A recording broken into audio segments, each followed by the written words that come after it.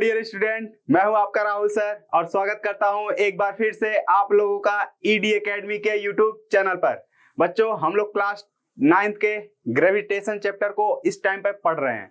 उसमें हम लोगों ने gravitation means gravitational force calculate करना, इसको ये सभी बेसिक जो है देख लिया है। इसके बाद हमारा जो आज का होने वाला है टॉपिक वो है मास और वेट। कई लोगों को जो है मास और वेट सेम लगता है, ठीक है। तो आज हम लोग मास और वेट को जानेंगे और उसमें क्या क्या डिफरेंस है वो भी देखेंगे, ठीक है बच्चों। तो चलिए स्टार्ट करते हैं अपना टॉपिक। तो चलिए स्टार्ट करते हैं। क्या मास, बेसिकली बच्चों अगर हम किसी भी ऑब्जेक्ट के मास की बात करते हैं तो हम बता रहे होते हैं कि उस ऑब्जेक्ट में कितना अमाउंट ऑफ मैटर प्रेजेंट है ना। अगर आप किसी भी ऑब्जेक्ट में कितना मैटर प्रेजेंट है ये बता रहे हो तो इट मींस कि आप उसके मास को डिफाइन कर रहे हो। तो मास सिंपली क्या बताता है? The amount of matter possessed by a body is called mass, ठीक है। और इसको हम लोग जनरली स्मॉल m से रिप्रेजेंट करते हैं। ऐसा जरूरी नहीं है, कई कई जगह पे आपको कैपिटल M भी मिल सकता है ना। इसके बाद मास को बताने के लिए बच्चों आपको डायरेक्शन की जरूरत नहीं पड़ती। किसी भी ऑब्जेक्ट का आप मास बताते हो, है ना। जैसे इसका SI यूनिट होता है आपका kg। तो मैं एक एग्जांपल के लिए बोल रहा हूँ, SI यूनिट इसका क्या होता है? kg। जब आप बोलते हो, सपोज करो कि आप बोलते हो कि ये जो बॉक्स है वो 5 kg का है, तो आप 5 kg बस बोलते हो। ऐसा नहीं बोलते कि 5 kg का ईस्ट के तरफ है या अप है या डाउन है। तो इसीलिए हम इसको क्या बोलते हैं? स्केलर। तो मास आपका क्या है? स्केलर क्वांटिटी है। इसका SI यूनिट kg। मैं लिख दे रहा हूं यहाँ पे SI unit kg। CGS unit, तो CGS यूनिट होता है ग्राम, ठीक है।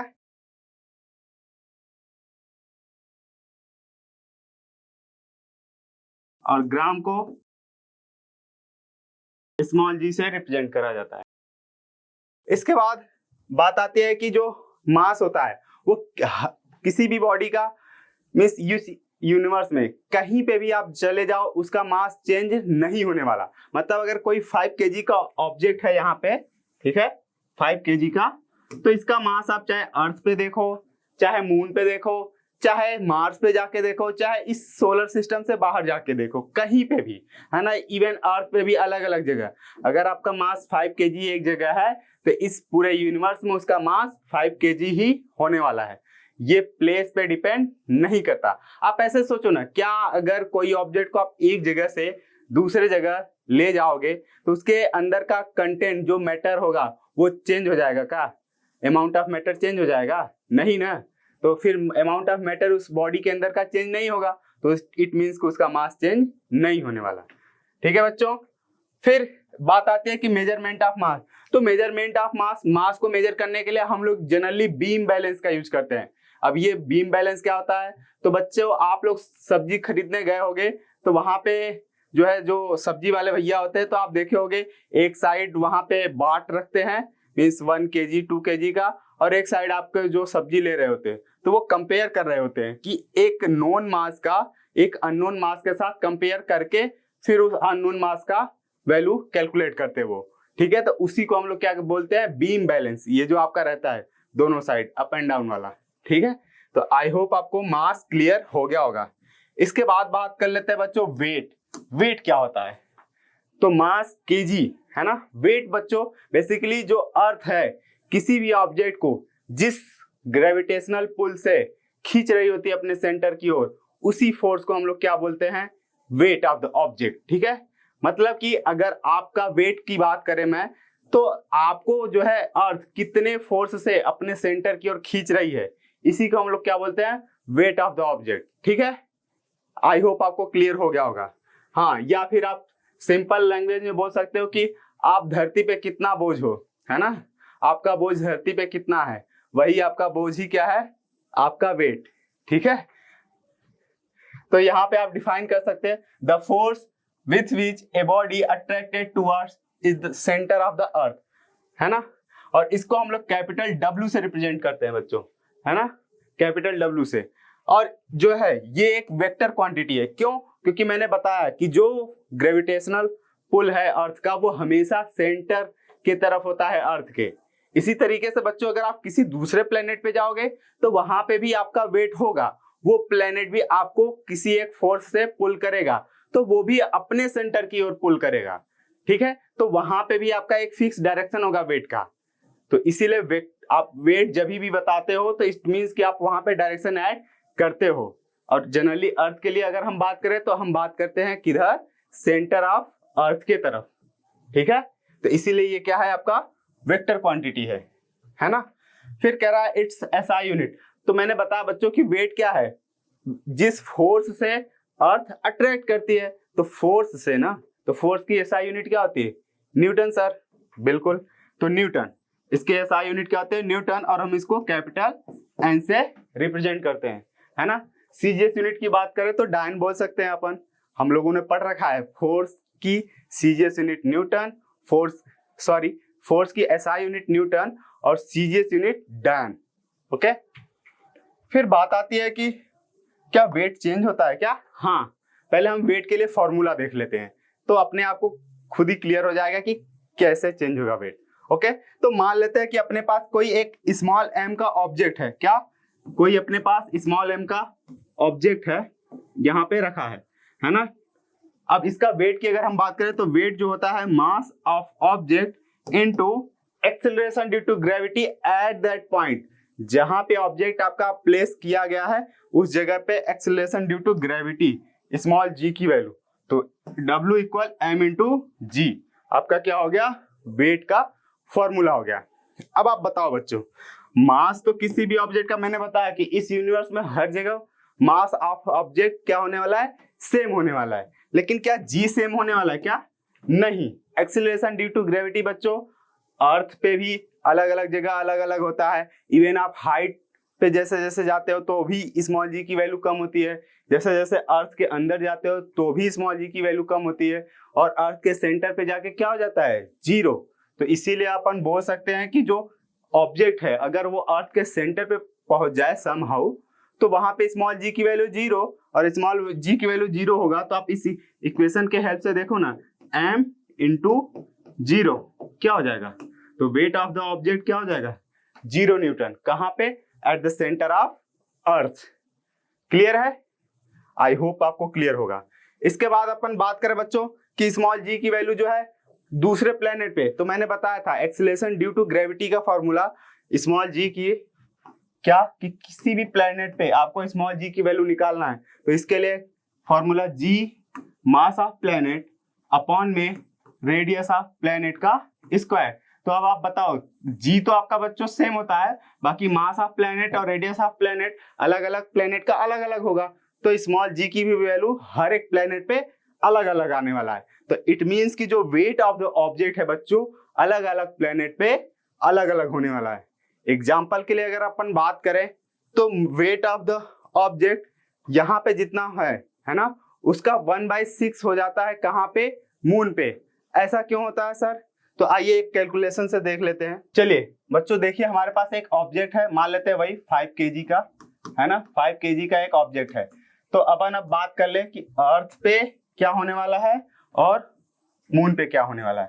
तो ये रहा अर्थ, तो अर्थ सरफेस पे मैंने बताया बच्चों कि मास ऑफ ऑब्जेक्ट तो वही 5 kg ही रहने वाला है, और मून के भी सरफेस पे जो है मास ऑफ ऑब्जेक्ट क्या रहने वाला है, 5 kg ही रहने वाला है, ठीक है। तो दोनों जगह मास तो क्या होने वाला है, सेम होने वाला है। क्लियर है, लेकिन अपन ने पढ़ा जो स्मॉल जी की वैल्यू होता है अर्थ पे क्या होता है, अर्थ के सरफेस पे 9.8 मीटर पर सेकेंड स्क्वायर, स्मॉल जी की वैल्यू 1.6 मीटर पर सेकेंड स्क्वायर, कहां पे, मून पे। तो मून और अर्थ पे, तब आप weight of object on the earth surface देखें तो क्या लिखेंगे, W इक्वल m इंटू जी। तो कितना आ जाएगा, 5 kg का ऑब्जेक्ट है और 9.8, तो कितना आ गया, W इक्वल यहाँ पे आप देखो 49 kg मीटर पर सेकेंड स्क्वायर लिख सकते हो, और kg मीटर पर सेकेंड स्क्वायर को ही हम लोग क्या बोलते हैं बच्चों, न्यूटन। तो आपका कितना आ गया वेट अर्थ सरफेस पे, 49 न्यूटन आ गया। यहाँ पे अगर बात करें कि weight of object on the moon surface, तो यहाँ पे 5 kg इनटू में क्या लिखेंगे 1.6, तो ये आ जाएगा कितना 8.0 और इतना केजी मीटर पर सेकेंड स्क्वायर लिखे, या फिर मैं डायरेक्ट लिख दूं न्यूटन, है ना, ये क्या होगा, इतना न्यूटन। तो बच्चों अब आप देखो यहाँ पे कि 5 केजी का ऑब्जेक्ट है, मून सरफेस पे कितना वेट हो रहा है उसका, अर्थ सरफेस पे कितना हो रहा है, अर्थ सरफेस पे वो 49 न्यूटन का है, लेकिन मून सरफेस पे केवल 8 न्यूटन का है। तो ऑलमोस्ट आप देख रहे हो वो 6 टाइम वहां पे वेट कम हो जा रहा है। और ये कैसे आ रहा है बच्चों, आप देख सकते हो, ये जी की वैल्यू अर्थ सरफेस पे आपका 9.8 मीटर पर सेकेंड स्क्वायर है, बाकी मून सरफेस पे कितना है, 1.6 मीटर पर सेकेंड स्क्वायर है। तो आप एक यहाँ से आप कॉन्सेप्ट याद रख सकते हो कि weight on the earth surface will be 6 times weight on moon surface. एक ये लिख सकते हो, ये आ क्यों रहा है बच्चों, क्योंकि आपका जो जीई ऑन अर्थ सरफेस होता है वो 6 टाइम होता है जी ऑन मून। तो इसके वजह से, है ना, अर्थ सरफेस पे जो एक्सीलरेशन ड्यू टू ग्रेविटी होता है वो 6 time of the moon surface पे होता है, इसीलिए आपका वेट डिफर करता है। तो आई होप आप इन दोनों चीजों को अब याद रखने वाले हो। ओके, तो वेट आपका बच्चों अगर कहीं पे स्मॉल जी की वैल्यू 0 हुई, जैसे मैंने बताया कि सेंटर ऑफ अर्थ पे स्मॉल जी की वैल्यू 0, तो वहां पे वेट 0 हो जाएगा। तो आइए अब चलिए बच्चों जल्दी से हम वेट और मास में डिफरेंस देख लेते हैं, है ना।